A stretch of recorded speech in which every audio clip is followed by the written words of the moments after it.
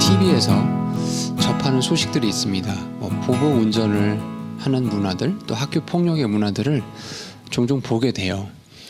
분노하고 복수하는 그런 문제들의 원인은 무엇인가? 사람들이 어떤 사건에 대해서 내가 반드시 이거를 보복하겠다 또는 복수하겠다라고 그렇게 마음을 먹게 됐을 때 보복하는 대상에 대해서 잘 생각하지 않습니다. 여러분 한번 생각해 보십시오. 보복 운전을 하는 그런 장면들을 또 TV나 어떤 매스컴에서 보게 됐을 때 보복 운전을 당하는 그 피해자를 과연 가해자가 신경 쓰고 있을까요? 전혀 그렇지 않겠죠. 학교 폭력도 마찬가지죠. 무엇보다도 지금 내 자신이 화가 났다라는 것이 매우 중요합니다. 그러다 보니까 이 보복하고 복수하는 그 마음 속에는 자신의 불쾌함, 분노 이런 것만 해소가 되면 된다라는 이기적인 마음이 그 속에 숨어 있고 그것으로 인해서 죄악으로 발전하게 됩니다. 자, 서두에 왜 이런 보복 운전, 복수하는 마음들 이런 것들에 대해서 이제 말씀을 드렸냐면 오늘 본문에서요. 누가복음 9장 51절에서 56절에 보면 이런 것들과 관련돼서 생각해 볼 수 있는 문제가 제기되었기 때문에 먼저 말씀을 드렸어요. 오늘 본문에 보시면은 이제 예수님께서 사마리아를 거쳐서 예루살렘을 가시는 그 과정 속에서 이제 사마리아에 잠시 들려야 한 시점이 있었어요. 근데 그 사마리아 사람들이 예수님을 또 제자들을 받아들이지 않는 거죠. 자, 그 일을 보고 야고보와 요한이 예수님께 이렇게 말을 하게 됩니다. 주님, 엘리야가 하늘에서 불을 내린 것 같이 예수님을 감히 받아들이지 않는 이 사마리아 사람들 다 불로 심판하는 게 어떻겠습니까? 라고 얘기를 하세요. 주님을 대적하는 자들에게 복수를 해야 된다는 걸 표현을 하는 거죠. 그러나 우리 주님께서는 그 야고보와 요한을 꾸짖으십니다. 오늘은 이 복수하는 마음, 보복하는 마음 속에 숨겨져 있는 죄악이 무엇인지에 대해서 말씀을 나누고자 합니다. 자, 성경의 인물, 오늘 본문에 등장한 이 야고보와 요한은 특별히 예수님께서 그들에게 보아너게라는 별명을 붙여주셨어요. 마가복음 3장 17절에 그런 말씀이 나와 있는데 이 보아너게, 즉 우레, 또 천둥의 아들이라는 뜻이에요. 자, 우레가 치고 천둥이 치는 것처럼 아주 성격이 급하고 과격한 그런 모습에서 이제 별명을 붙여주신 거죠. 자, 이들이 그 성정대로 이 예루살렘으로 가는 도중에 사마리아에 한번 쉴 때가 있었는데 그 예수님의 무리를 이제 받아들이지 않는 이 사마리아 사람들을 보면서 적대감을 표현하는 모습이 나와요. 자신들의 성정 그대로 표현을 하는 거죠. 자, 여러분 54절 말씀을 보십시오. 그분의 제자들인 야고보와 요한이 이것을 보고 이르되 주여, 엘리야가 행한 것 같이 불이 하늘에서부터 내려와 저들을 태워버리도록 우리가 명령하기를 원하시나이까? 이렇게 말을 합니다. 자, 엘리야가 불을 내려서 정말 하늘에서 불을 내려서 사마리아 사람들, 사마리아 군인들을 불태운 장면이 열왕기하 1장에 나와 있습니다. 열왕기하 1장에 가보시면 이제 그때 북이스라엘 왕인 아하시아 왕이 등장해요. 이 아하시아 왕은 아합과 이세벨의 자녀이고 북이스라엘의 8번째 왕입니다. 이 아하시아가 얼마나 하나님 앞에 잘못을 범했는지 여로보암의 송아지 우상 그것을 했을 뿐 아니라 또 이세벨 어머니 쪽에서 섬기고 있었던 바알을 또 여전히 이스라엘 안에서 섬기도록 우상을 숭배를 하도록 내버려 두게 됩니다. 또한 그의 재위 초기에 엄청난 양의 조공을 바쳤던 모압이 있었어요. 근데 이들이 이제 반역을 하게 되거든요. 네, 그런데 이 반역을 하면 제압을 해야 되는데 그가 사마리아 왕국 다락 난간에 있다가 떨어지는 바람에 이들을 반란을 또 제압을 하지 못하게 돼요. 자, 이렇게 이제 몸이 노쇠해지고 또 중병에 걸려 있는 그런 상태에서 아하시아 왕이 에그론의 신 바알세붑에게 사자들을 보내서 자신이 지금 이 병에서 나을지 치료가 될지 안 될지 이걸 여쭤보는 거예요. 물어보는 거예요. 그러니 이제 하나님께서는 대언자 엘리야를 통해서 그의 죽음을 이제 선포하시게 됩니다. 그의 선고대로 아하시아는 이제 죽게 되고요. 왕위는 그의 형제 여호람에게 계승이 됩니다. 이게 이제 북이스라엘의 역사 속에 등장한 내용인데, 바로 그 장면에서 이제 아하시아가 엘리야를 데리고 오라고 50인 대장을 보내요. 그런데 이제 엘리야를 통해서 하나님께서 심판의 불을 하늘에서부터 이렇게 내려가지고 두 번이나 반복해서 한 100여 명의 사람들이 죽게 내버려 두십니다. 자, 그런 엘리야의 이야기를 이제 알고 있었어요. 누가? 요한과 야고보가 알고 있었어요.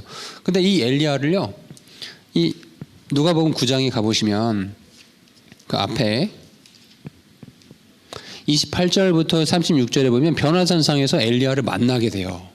그 위대한 하늘에서 불을 내려서 사마리아 사람들을 심판하고 보복했던 그 엘리야의 모습을 보게 되니, 이제 예수님을 거부하고 있는 이 사마리아 사람들을 엘리야가 그렇게 했던 것처럼 마찬가지로 지금 이렇게 불을 내려서 심판하는 게 옳지 않습니까? 라고 생각을 하는 거죠. 이렇게 하는 것이 예수님에 대한 사랑의 표현이라고 생각을 했었을 것 같아요. 이렇게 하는 것이 올바른 것이고, 이렇게 하는 것이 그분을 보호하고 자신들의 열심을 예수님께 보여주는 것이라고 아마 생각을 했었을 거예요. 그러나 우리 예수님은 그러한 태도들을 용납하지 않으십니다. 오히려 55절에 가보시면 그분께서 돌아서서 그들을 꾸짖으시며 이르시되, 지금 꾸짖고 계세요. 뭐라 말씀하시냐? 너희가 어떤 영에 속해 있는지 너희가 알지 못하는도다. 너희가 어떤 영에 속해 있는지 알지 못하는도다. 자, 이 영은 무엇이겠어요? 복수하는, 보복하는, 심판하고 정죄하려는 그런 영이겠죠.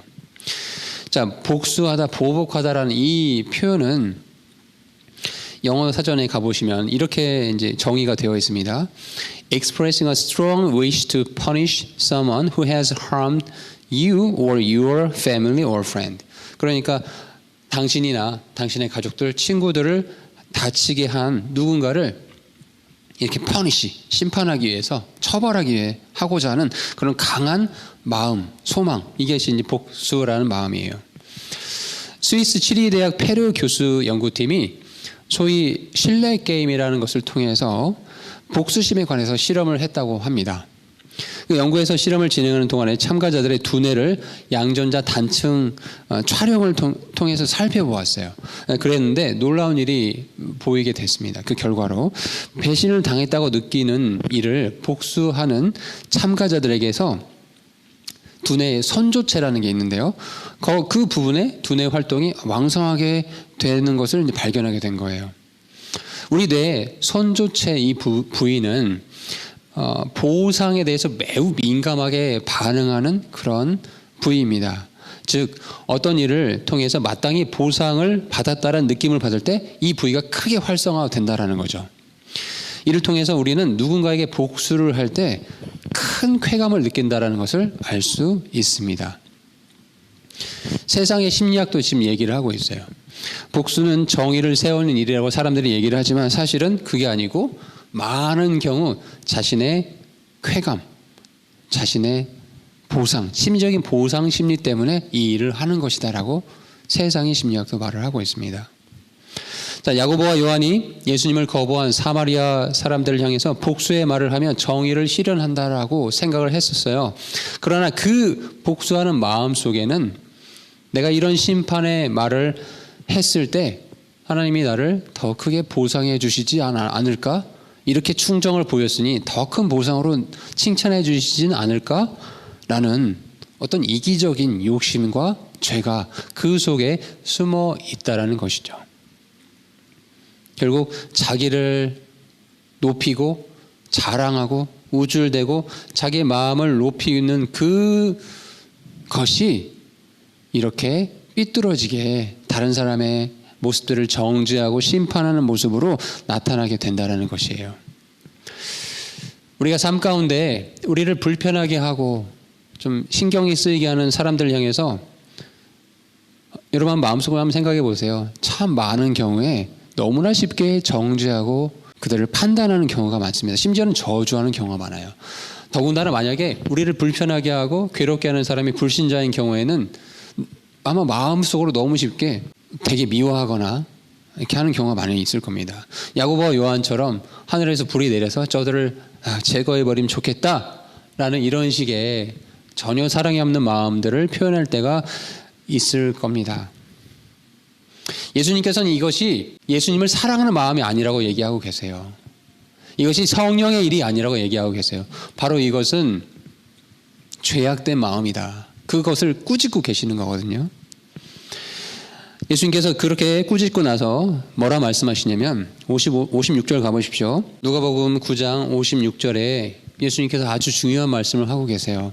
사람의 아들은, 예수님은 사람들의 생명을 멸하려 오시지 아니하고 구원하러 이 땅에 친히 오셨다라고 말씀을 하고 계십니다. 야고보와 요한은 이제 이 일을 겪고 나서 아마 내적으로 큰 충격을 받았을 것 같아요. 나는 예수님을 사랑해서 예수님을 거부하는 자들을 향해서 심판의 말을 하는 게 그것이 예수님에 대한 사랑의 표현이라는 그런 생각을 했었는데 예수님이 그걸 받아들이지 않으신 거죠. 그것은 사랑의 마음이 아니다.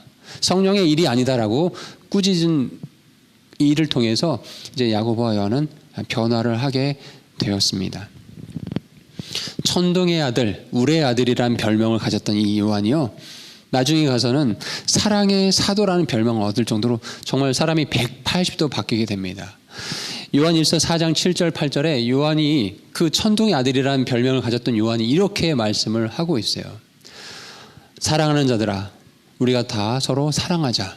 사랑은 하나님께 속한 것인즉 사랑하는 자마다 다 하나님께서 태어나서 하나님을 알고 사랑하지 아니하는 자는 하나님을 알지 못하나니 이는 하나님이 사랑이시기 때문이라라고 이런 위대한 성경의 기록을 하게 됩니다. 기록에 따르면 사도 요한이 이제 나이가 들어서 기력이 다 쇠해가지고 장시간 이렇게 설교를 하는 게 불가능하고 이따금씩 에베소 교회 교인들 앞에 나와서 이렇게 권면의 말을 한마디씩 하는 그런 것들이 기록이 되어 있었습니다. 그걸로 이제 설교를 대신했던 거죠. 자, 이 사도 요한이 에베소 교인들에게 가끔씩 나와서 권면할 때마다 이 말만 되풀이했다고 해요. 나의 아들들아, 서로 사랑하라. 나의 아들들아, 서로 사랑하라. 이 말만 반복하고 다시 돌아가고 했다고 합니다. 자, 항상 이 말만 반복을 하니까 이제 에베소 교회의 교인들이 하루는 질문을 던졌다고 합니다. 사도님, 왜 똑같은 말씀만 계속 반복해서 이렇게 말씀하십니까? 라고 이유를 물으니까 노세한 사도 요한이 이렇게 대답을 했다고 해요. 이것이 예수님의 명령이니라. 사랑하는 성도 여러분, 우리가 삶을 살다 보면은 특히 이제 불신자들이 우리의 삶을 참 괴롭게 하고 귀찮게 하고 속상하게 하고 스트레스 받게 하는 그런 일들을 이렇게 느끼는 경우들이 참 많이 있을 거예요. 그럴 때마다 하나님의 심판의 불이 좀 당장 내려서 저들을 좀 복수하면 어떨까? 뭐 이런 야고보와 요한과 같은 마음이 들 때가 있을 거예요. 우리가 혼자 사는 세상이라면 무슨 말을 하든 무슨 행동을 하든 사실 상관이 없겠죠. 그러나 현실은 그렇지 않죠. 함부로 말하고 함부로 행동하는 그런 사람은요, 그리스도인이라 할지라도 그는 아주 영적인 어린아이에 지나지 아니합니다. 우리가 말하는 거, 행동하는 거 하나하나가 주님의 날에 반드시 책임을 하나님께서 물으실 거기 때문에 이 점을 잘 생각하셔야 됩니다. 사람의 아들은 사람들의 생명을 멸하려 하지 아니하고 구원하러 오셨다.